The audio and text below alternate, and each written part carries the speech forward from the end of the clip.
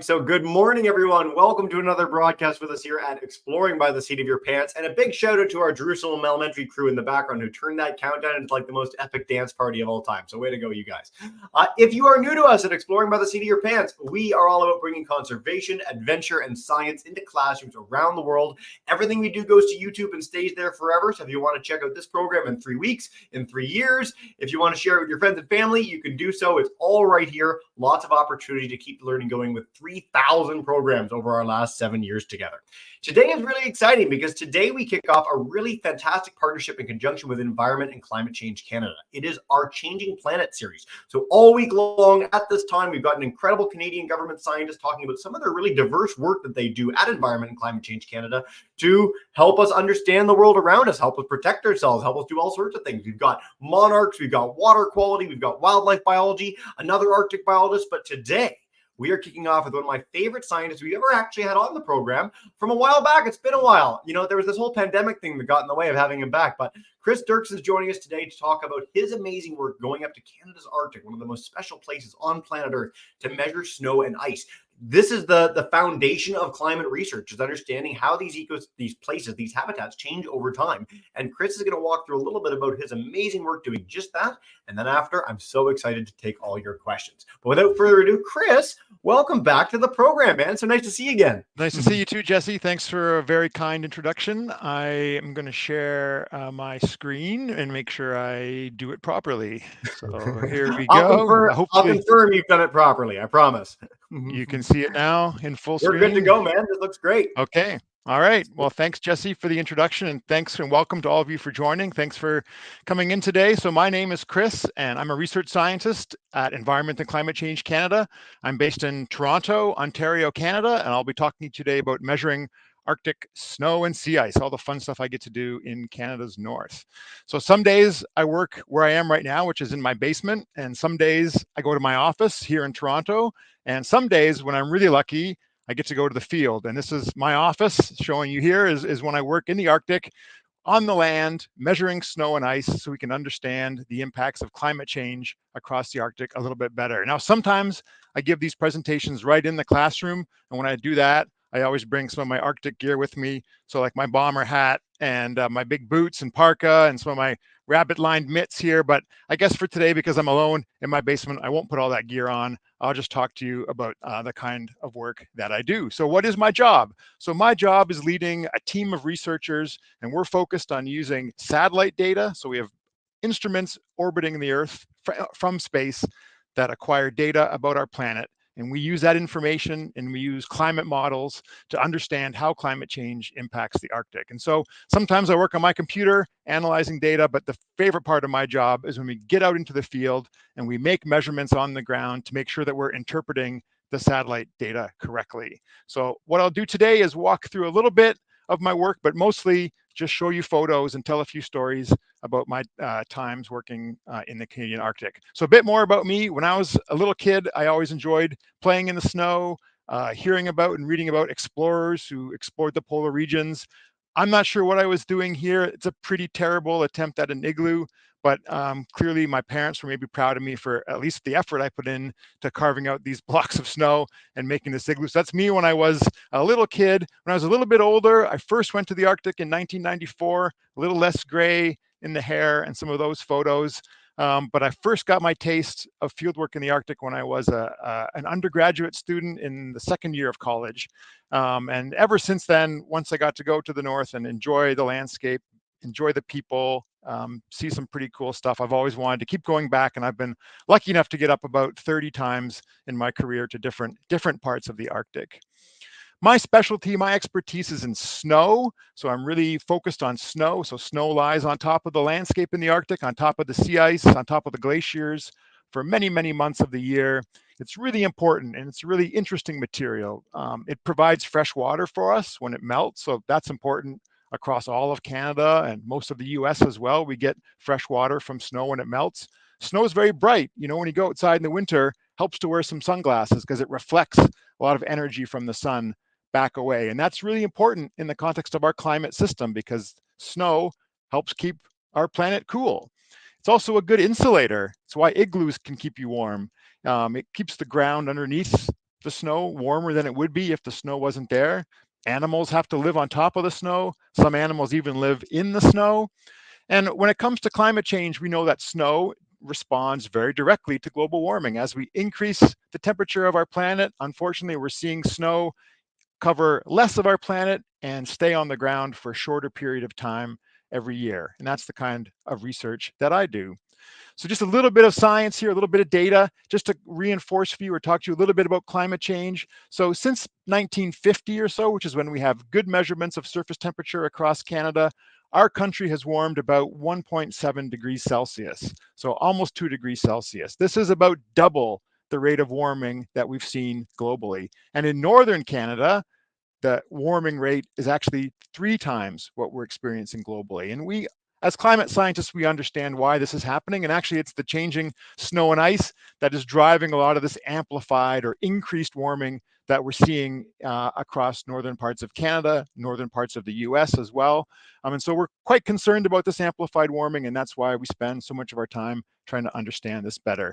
So when we think about snow, a few things to think about, like when you walk in the snow, is it the same snow depth everywhere, or does it vary? I mean, as you can see from this photo on the tundra here, there's some areas where the ground is bare, the snow has been blown completely off of it. And then in the background here, you can see deep, deep, deep snow drifts where the snow is 5 or 10 meters deep.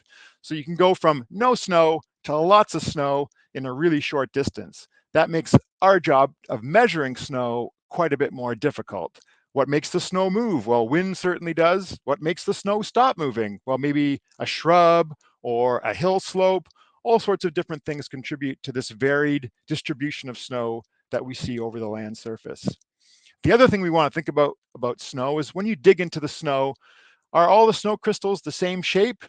Well, the short answer to that is no, they're not. Snow falls and then it gets moved by the wind, the temperature influences it, and these very pristine classic snowflakes that we see change over time. They change vertically so that the snow, the old snow at the bottom of the snowpack, looks very different from the young snow, the fresh snow that falls on top of that.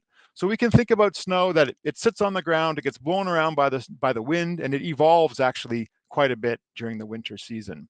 And these are really cool photographs of like microscope images of snow. And you can see in the top left, these are the classic snowflakes, right, that fall from the sky. They look pretty, I think they look pretty, and they sort of have that classic shape to them. But then over time, as they get blown around, as maybe temperatures get a bit warmer, you can see they start to kind of melt or round off or break apart into fragments and particles. And then as they get affected more by wind and maybe some melt, they start to get this kind of rounded form. And then my favorite snow grains are what we call depth hoar, these large faceted snow grains. So these can be the size of my thumbnail or even larger. And we see these at the base of the snowpack. It's the oldest snow. So after it sat on the ground for a few months, these really classic, pretty snowflakes kind of evolve into these big, flat, cup-shaped particles. So snow is actually a pretty dynamic material that we can think about during the season. So where do I do my work? So I've been fortunate enough to do work over all parts of Arctic Canada, from the Northwest to the Northeast to the Central High Arctic. And this is a really large area. And so to help us understand how snow is changing over this really large area, we have to rely on data from satellites that covers this whole area. We can't go and measure it on the ground all the time, but we do go out occasionally into the field to make some measurements so that we know we're interpreting the satellite data correctly. So when we're out on the field, how do we live? Well, oftentimes we fly in to remote field camps, kind of like this, where we have some heated buildings where we can sleep, and there's lab space here where we can set up our equipment. There's a kitchen tent where we can cook. And so this is kind of the field environment where we live. It's like camping, but it's pretty rustic. And sometimes we put a bunch of things on sleds and we head off out into the snow so we can make measurements across a larger area. So this is an example, one night of one camp that we set up. So we sleep in these 3 tents. You can maybe see we built a little snow wall here to shelter us from the wind. We're not so good at building igloos. I'm still bad at that. But we can carve out snow blocks for some shelter. We carry all sorts of stuff with us, all of our sleeping gear, cooking gear, and then we travel out we camp like this, we make a whole bunch of measurements, and then when we've finished all of our science in one place, we can pack things up and move on again. We're very lucky that we get to see some pretty cool things. So this is a little bit of northern lights in the top left corner. This is the moon rising up here. And I think at this time that planet right next to the moon was Venus. So a really cool nighttime skies that we get to see across the Arctic. Now, when we live in these tents, it's pretty close quarters. They're not very big, and we have a lot of gear with us because we have to dress pretty warmly. So this is me lying on my cot here, looking a little grumpy, and you can maybe see another head on the bottom left corner. That's one of my work colleagues who I've spent many, many months traveling across the Arctic with, and there would be a third person sleeping in behind here. So you can imagine it's pretty crowded in there. It gets a little stale smelling sometimes, so we have to hang up all of our gear to dry. So our boot liners, our coats, our bottom layers, everything has to hang up to dry. So the main thing is you have to really like the people that you're working with in the north, because when you're in these crowded camp conditions, you really get to know a lot about each other. So it really helps when you have people that you enjoy working with and that you can trust when you're out living alone on the land.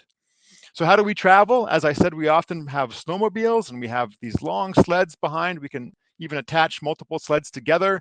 We put a lot of gas on there. You can see all the jerry cans here. On this trip, we were traveling a really long distance, so we had to bring a lot of gas with us. We have a little covered sled here that has some science equipment in it. And then all of our camping gear, our food, everything is with us, and we tow it with us as we travel across the land. Sometimes the travel is smooth, sometimes the travel is rough. Here's one of my colleagues named Glenn, kind of moving his snowmobile over a big ridge of lake ice that we found in the middle of one of the large lakes in the Canadian Arctic. This is a picture I took in the Central Arctic a few years ago. You can see our Skidoo Trail kind of down the center of the image here, and a couple of my colleagues working down below me here. I don't have much of my face showing. I think on this day, the temperature was about minus 35 Celsius. So it was pretty cold. So you have to keep all of your skin covered or it gets pretty uncomfortable pretty quickly.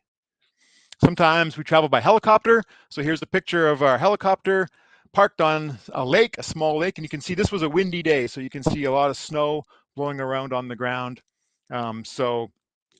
I quite enjoy helicopter travel. It's a really fascinating way to see the landscape. You get that kind of aerial view. You can get some pretty cool photos of the landscape. This is me working in the high Arctic. So that's me. My friend Dave took this picture. That's our helicopter here. These are the Sawtooth Mountains in the background. Just really a fantastic place to work. Again, very cold day, but this is one of my favorite scenic backdrops that makes me feel pretty lucky about the kind of places where I get to work. So what do we do? What kind of measurements do we actually make? This is one of my colleagues walking with a snow depth measuring probe. You can imagine measuring snow is not that hard. You stick a ruler in, you look, and you see how deep the snow is.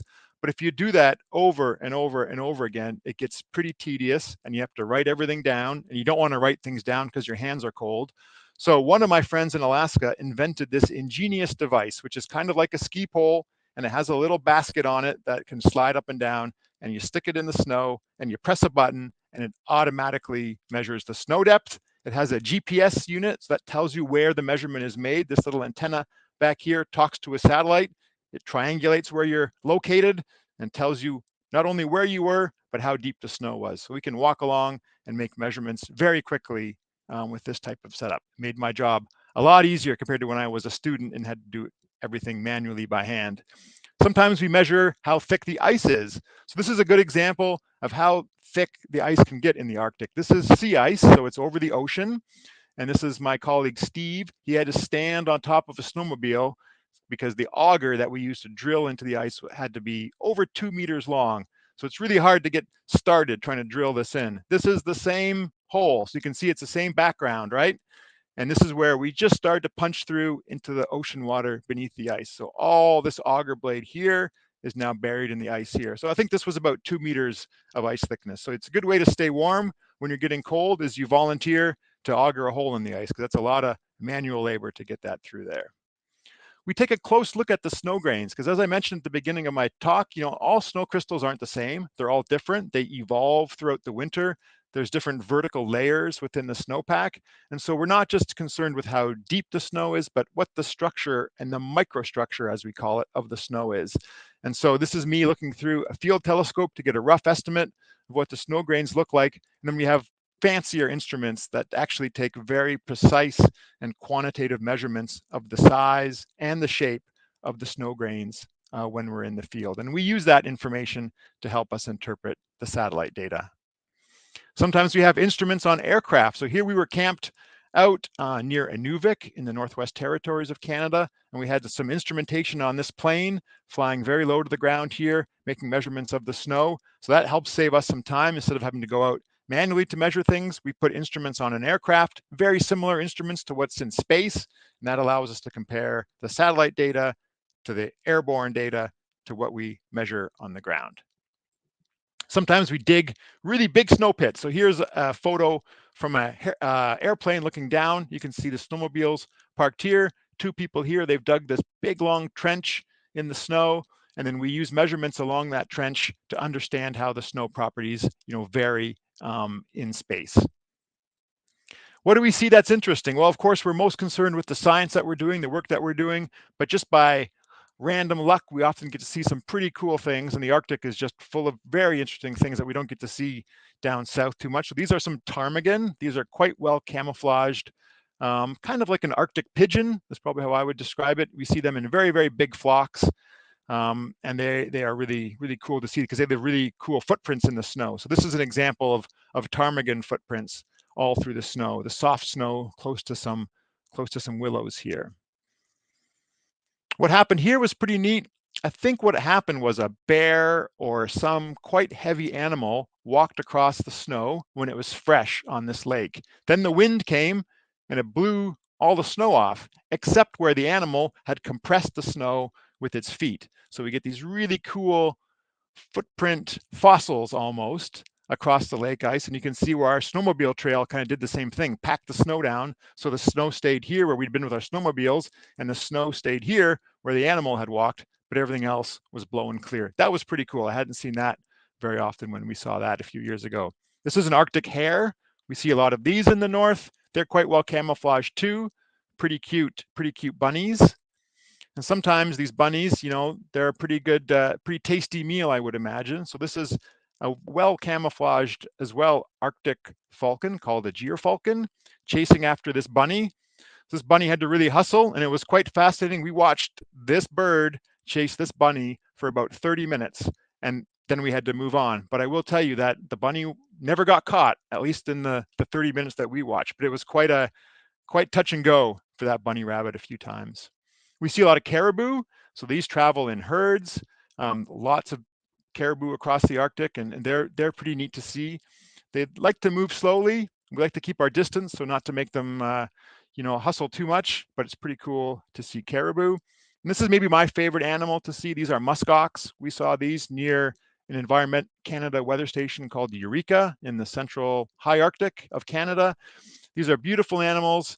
They travel in large groups as well, and when they feel a little bit threatened because there's a snow scientist nearby, they tend to get into a circle and they put their young in the middle, and that's how they protect themselves. So we had a good lens on this camera, so we were quite a safe distance away, but we got some really great photos of this herd of muskox. Pretty unique animals that you see in the high Arctic. Amazing that they can grow to this size when there seems to be so little for them to eat. Sometimes we see just very random things that we can't explain. This little spider popped out of the snow one time. I dug a snow pit and a spider came out. Did I know spiders lived in the snow? No, I do not. How did it get there? I have no idea. But that was kind of a weird thing to see. We see a lot of bear poop. So this is some bear poop with my glove beside it for scale. So there's bear tracks in the snow. You can see the claws and the bear print to the right. And it was very nice to leave this deposit close by one of our research sites. We see a lot of northern lights. This is one of my favorite things to see in the Arctic. So I have a few photos here that show the really cool light shows that we get across the north. This one looks kind of swirly. I always think it reminds me of kind of a donut, northern lights donut in the sky. And then this is one of my favorite photos I've ever had in the Arctic. It's northern lights and we had some Inuit elders who came out. They were curious about the kind of work we were doing. We were camped out on the land close to their community. They came out, they built an igloo, and then they stayed with us for a few days. We would go out during the day and collect measurements. They'd go out and do some hunting and fishing, and then they would share some of their Arctic char with us. We didn't have much to share with them, but it was really great to just have their perspectives on things and share time on the land with them. And I just really love this photo that we got during a really cool night. This is called a sundog. This is my colleague Peter. His head is blocking out the sun here, and you can see these double rainbows and kind of reflections of the sun off each side here. This is very unique to the Arctic. It's when the atmosphere is really cold and there's ice crystals. It reflects the sunlight and creates this perception that there's actually 3 different suns in the sky, and it has this rainbow effect around it as well. So I'm going to finish up here. That's my slideshow. I'm at about 20 minutes, so I think I'm right about on time, but I wanted to just leave you with a couple of thoughts. You know, this program is called Exploring by the Seat of Your Pants. I've been lucky enough to get to explore parts of the Canadian Arctic that not many people get to go to, so it's a real privilege of mine to be able to go and do that. So I thought, well, what makes an explorer? What are the kind of things we might want to think about? And so my advice to you would be do something occasionally that pushes you out of your comfort zone. Get out there and explore and try something new. When it's minus 30 and it's windy and I'm cold and my fingers are freezing, sometimes I think to myself, what am I doing here? I just wish I was back home, you know, in my warm bed. But, you know, then afterwards, when you get through the difficult times, you go, wow, that was really cool. I'm glad I got to experience that. So don't be afraid to do things that at first maybe you're a little afraid of. Get out there and try it. And, you know, I think it helps to throw all of your energy and focus into a passion that you have. If you're interested in something, if something really intrigues your mind, go after it, read more about it, figure out who to talk to about it. And then as you get older, you can figure out, well, how do I study this? How do I make this maybe part of my job? That's certainly what I was able to do with snow. I was really fascinated with it when I was a youngster, and I just kind of managed to follow it through.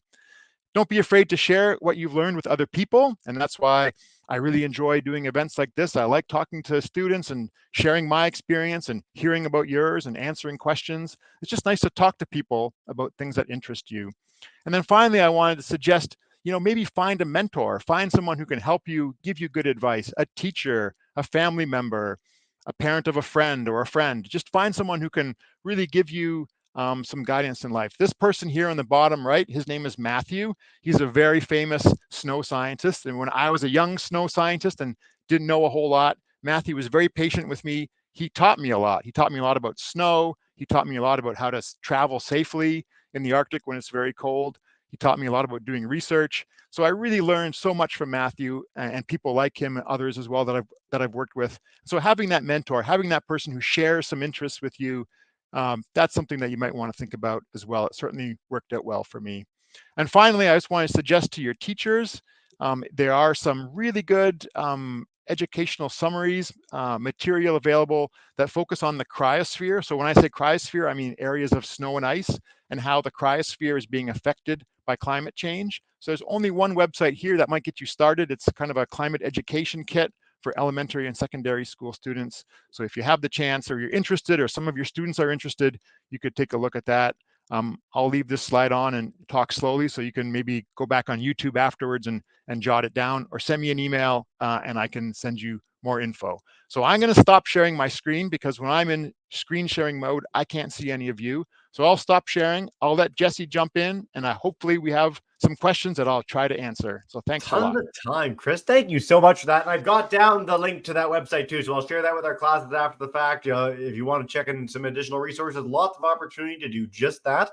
And we really appreciate the chance to do that, Chris. So what a wild bunch of explorations you've been on. It's funny growing up in Canada where 90% of the population is within like 100 kilometers of the US border, but we've got all this space. We're the second biggest country in the world, and you're one of the people who's explored most of the northern realm of it, like more than almost anyone on Earth, which is really spectacular. It's every picture is stunningly beautiful. It never get old to go up there. It never gets old. Yeah, super lucky to be able to go up there. And it started, almost by chance when I was an undergraduate student. But there's just a really quick story about that. Is I had a professor when I was in my first year, and he did research in the Arctic, and I was a little afraid of him because, I was a first-year undergraduate student. He was a very intimidating professor. But one day I walked past his office and his door was open and he was just sitting in there. So I popped my head in and explained who I was and that I was in his class.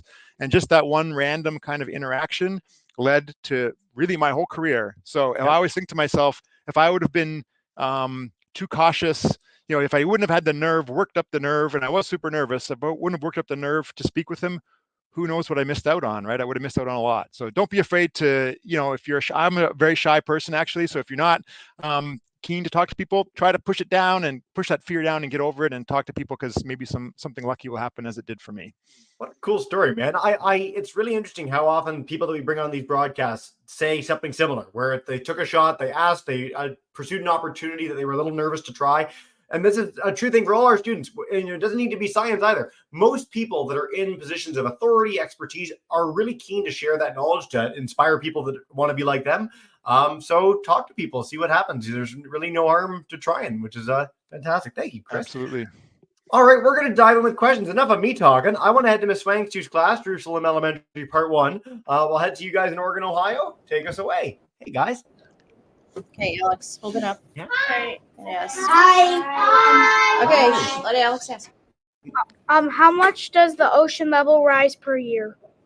Oh, that's a great question. I love a question like that. It jumps straight into the really important stuff. So the sea level is rising. It seems like a very small number. It's only 1 or 2 millimeters per year. So do I have a ruler around? I don't. But that's a really, really small amount. But the problem is that it's happening year after year after year after year. So when you have this small amount of sea level rise, it adds up over time.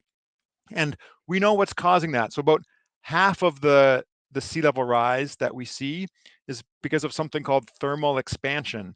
And that's just water. When you warm it up, it starts to expand. It takes up more space.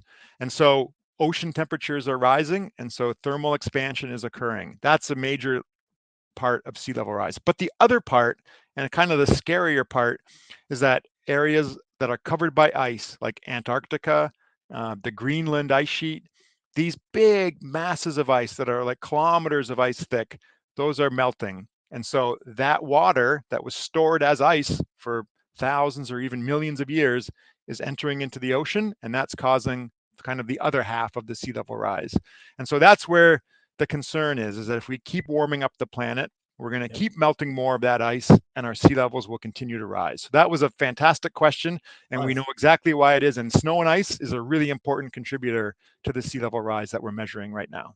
Well, and I'm so glad you mentioned that it's so tiny each year. And this is something that's really hard to understand about a lot of disciplines in science, actually, is that really small change over a long period of time can lead to really, really big impacts. It's actually one of the central themes of a lot of individual disciplines. But I'm really glad we kicked off with that question.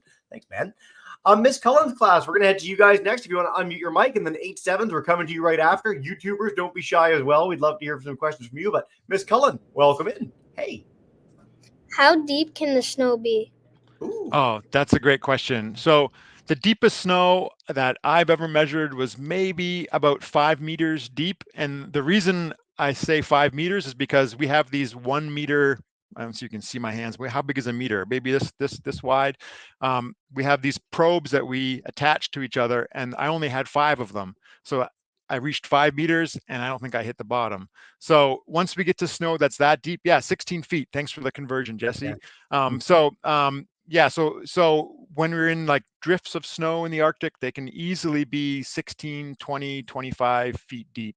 And what's really strange about that is, as I showed in that one photo, you can be standing on 5 meters of snow, and if you take 3 steps over to the side, you're standing on bare ground, because the wind has come and taken all the snow over the flat land and dumped it down into these massive drifts.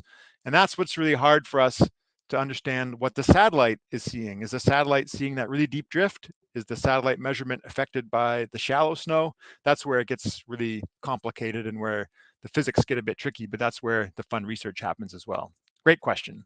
It is a great question. I want to jump in with something, actually. So I live in Western Newfoundland now, which classically is like the snowiest place with cities in Canada. So on average, every year we get 13 feet where I am, which is a little bit different than when I grew up in Toronto, where Chris is now. So it's quite the amount of snow compared to our Ohio friends, too. 8-7, I'm going to head to you guys. If you want to unmute your mic, you are good to go to come in, and we'll do a second round. I'll get your second one in a minute, but welcome in, guys. Hello. Okay, Giannis, go ahead, please. What specific areas of the Canadian North are melting? Ooh, Oh, that's a great question. Yeah. So I think what's important to understand is that different things are happening in different places. So in the very high Arctic, it's still, very cold in the winter. It's cold in the fall and in the spring as well. But what's happening is that in the summer, it's getting warmer than it ever used to be. And so what's happening in the high Arctic is that the glaciers, the areas that have sort of permanent ice, those are starting to shrink. They're losing mass. And that's because of actually what's happening during the summer. In other parts of the Canadian Arctic, maybe like the further south areas, what's happening there is that snow, which used to fall, say in September, October, it's too warm and the snow isn't starting to build up on the land until November, for instance, and it's melting like a month earlier in the spring. So that means you have shorter snow cover season. And when you have less snow, that means the permafrost. So permafrost is the frozen soil underneath the snow. It's not covered by snow for as long. It absorbs a lot of heat from the sun and it starts to thaw. So around the southern parts of the Arctic, we're seeing a lot of thawing permafrost. So it's different changes happening in different parts of the cryosphere during different seasons. So I know that's kind of a complicated answer, but things are happening everywhere all the time in different ways, but the sort of consistent story is the same. The snow, the ice, the permafrost, everything is melting and thawing. And so we have to be ready to adapt to that. I really like the nuance in it, though. So thank you for all that. I really appreciate that. 8-7s, we are coming back to you. We're going to do another round with everyone, actually. YouTubers, again, don't be shy. We'd love to hear from you. But Miss Swang's Choose Group, coming back and take us away. Level Hey, guys. of Arctic for global climate. Have you change. ever gone somewhere else in the Arctic to measure? Ooh. Yeah, so I've gone to the Arctic in Finland. So Finland is in Europe. It's in sort of northwestern Europe, and so we have people, scientists there that we work with. So I've been lucky enough to go to northern Finland and work there. I've been to Alaska, the north slope of Alaska. So Fairbanks, Alaska was the nearest community, and then we drove over the Brooks Range, which is mountains that are north of Fairbanks. And then the north slope of Alaska is this really cool environment. It looks kind of like parts of the Canadian Arctic. It's tundra, it kind of slopes all the way down to the Arctic Ocean. Really beautiful spot. So I've been lucky enough to work there. And yeah, and then as that map I showed across the Arctic in Canada as well. So those are kind of, I guess, the main places: Alaska, Canada, and Finland. Those are the places where I've been.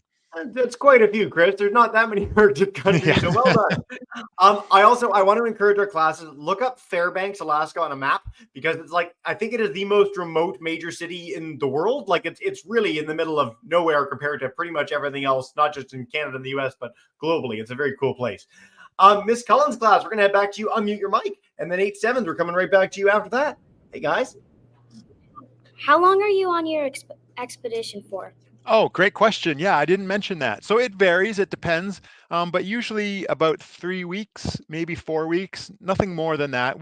It's hard to stay away from home for too much longer, but it takes a bit of time to get to some of these Arctic communities. So we have to fly, on a commercial flight, maybe 1 or 2 commercial flights, and then we get to a northern city, and then we have to take a smaller aircraft to fly out. So it's usually, that takes like about 3 days at least to get to where we want to go. And then it takes us time to set everything up and get out and work. And then we get to pack everything up and travel back. And so if we want to work for like 10 days or 2 weeks, we have to give ourselves a total trip time of like 3 weeks or 4 weeks. That's typically how long we're out for. I'm so glad you mentioned that it takes up to 3 days to get where you need to go. So there's Yeah. a brief picture of like a little plane. So when you land in these remote things, you're not landing on are you landing on a runway, or what are you landing on? The ice? How does that work? Yeah, we have really good pilots who have skis on the planes. Maybe if you saw in some of the photos, the planes actually don't have wheels; they have skis underneath, so they can land right on the snow. So they know where kind of safe spots are to land.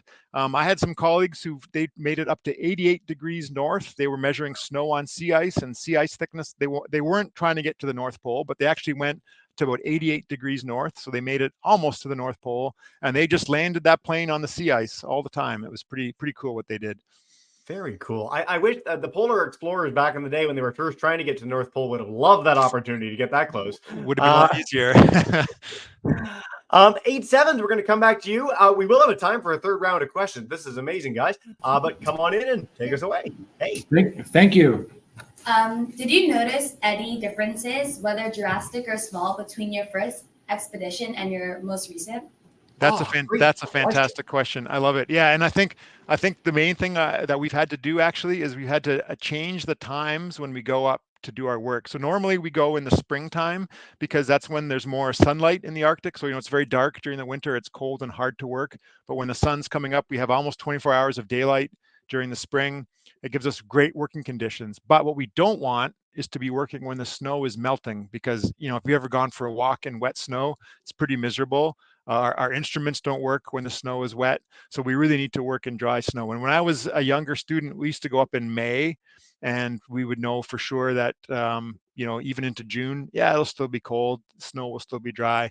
That's definitely not the case now. So it really depends on where you're working in the Arctic, but we've had to shift earlier, I would say by at least a month. So a place where we used to go in June, now we go in May. A place where we used to go in May, we go in April.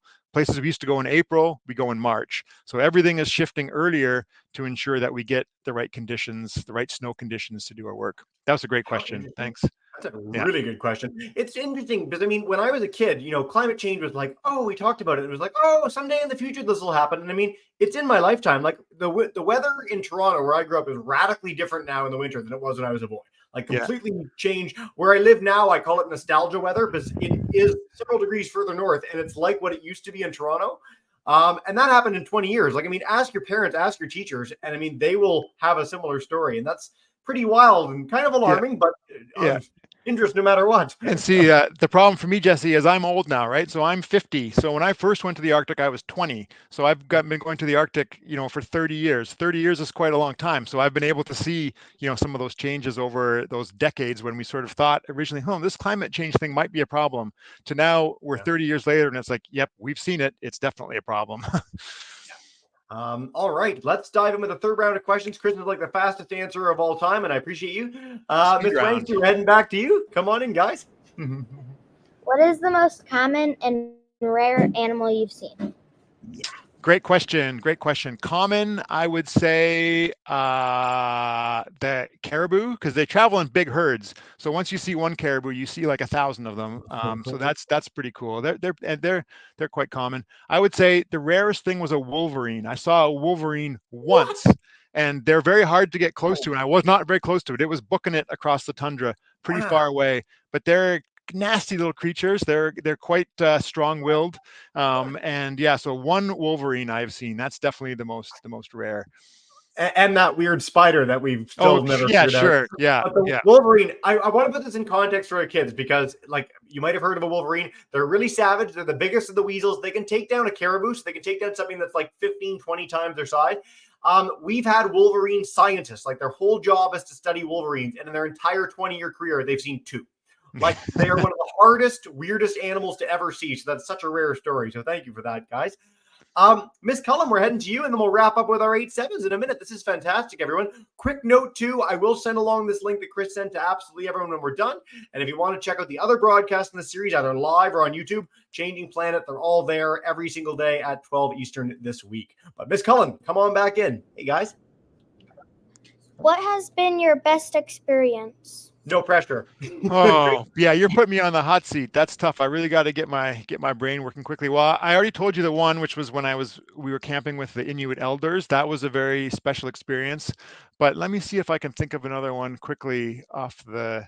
Well, I didn't realize how unique this was, but my first or second trip to the Arctic, we were camped on the sea ice, and we had a polar bear come into our camp, and when we're like sleeping in these tents that have like a wooden floor and a bit of a frame, and so this polar bear got up on its hind legs and it put its paws on the frame of the tent and kind of shook it like this.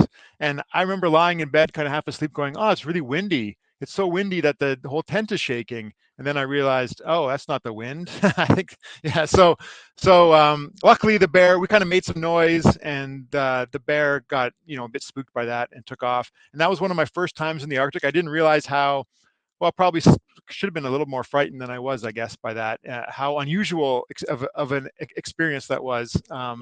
But I look back on that one quite fondly. Quite fondly, yes, absolutely. You were almost a snack, but that's okay. It's all good. Yeah, right. That's a very rare experience. In fact, we often have people to talk about polar bear experiences in the Arctic, and to have one that close and that sort of proximity, where it's pushing in your tent, is a bit alarming, but fascinating at the same time. So thank you for that. Time flies and you're having fun. We're going to take one more question before we're wrapping up. I did just put in the chat for everyone. So we do a lot of cahoots in our programs. We did a special one. You and I filmed this last year. Our classes, I'm going to send you this link after the broadcast. If you want to follow up with this program with a quiz, it's not going to be live on the program, but after, it's like a 13-question quiz that we did with Chris together. It's really, really cool. Do check that out when you're done. We'd love to get that in your inbox momentarily. 8-7s, wrap us up. Come on in and take us away, guys. Hey. Okay, thank you. What effects does the melting ice have on animals that live in the Arctic? Nice. Another fantastic question. You guys are all over it. So I would say one of the most important things to think about is, I'll give a specific example if you're a caribou. So I mentioned these caribou that walk across the snow, and muskox as well. They have to forage through the snow. So they use their paws to like break through the snow, and then they can eat the lichen and other little green plants and shrubs that grow underneath the snow or are buried underneath the snow during the winter. What's happening in the Arctic now is that we're seeing more like the snow gets wet and then it freezes. It gets wet and then it freezes. Maybe it rains on top of the snow because it's just generally warmer and wetter than it used to be. And when you get rain on snow, or you get these melt and then refreezing ice lenses, we call them, crusts or lenses, it has an ice layer in the snow. And if you ever stick your hand in snow that has an ice layer, it's not very comfortable. It's very sharp and it's hard to break through. And so what's happening if you're a caribou is if you add ice into the snow, either at the base of the snowpack or even where they're trying to walk through, it makes walking more difficult. They have to spend more energy to get through snow that has ice lenses in it, and it makes their foraging for food more difficult. So it's a great example of how snow is just so important. So snow is important for water supply, it's important for the climate system, but it really affects the wildlife as well. And as we're changing the properties of the snowpack, the layering of the snowpack, it changes how effective animals can be to travel and forage for food. And that can have really negative effects on the health of a caribou if they're living in an area where the snow is difficult to forage through. Yep. That was some really in-depth explanation, which is more than I figured for a question like that. So thank you very much for that. I will encourage our classes too. Frozen Planet 2 came out last year and is like the best documentary ever on the changing Arctic, changing Antarctic, how animals are being impacted, and just in general, the splendor of the wildlife there. So I really can't recommend that enough. I'll do one final plug too for the Changing Planet series. Lots on the go this week. Chris is the perfect person to kick us off, and it's so nice we had the chance to hang out with you today, man. But do check out the whole series. Is there any last message you want to share with our classes before we bring them all in to say a big thank you and farewell, Chris? Oh, just thanks very much for joining today, and be mindful of climate change. Think about what we can all do, to try to each do our part. Think about the Arctic. I think what's really important is that climate change impacts the whole planet, all of us, everywhere. And so just really think about that sort of holistic view of the planet. And how we can be mindful of the impacts of climate change. But really, thanks for joining. I really appreciate being able to speak to you today, and really fantastic questions all across the board. Really appreciate the thought you put into those questions. So great job. I mean, I'm very biased, and we're here together, and no one can talk back at me. But this was like one of the better Q&A periods ever. Like, you kids just killed it. That was amazing. So thank you so much for your enthusiasm, passion, research, all that good stuff. Good luck with the Kahoot if you choose to do that. I'll email you all in just a minute with all sorts of nice follow-up. But as we wrap up every broadcast, I'm going to bring in our 2 Jerusalem Elementary class, our 8-7s. If you want to unmute your mic and join me in saying a big thank you and farewell, you are all in the program. Thank you so much, everybody. Yeah, we're out. Have a wonderful day. Thank you.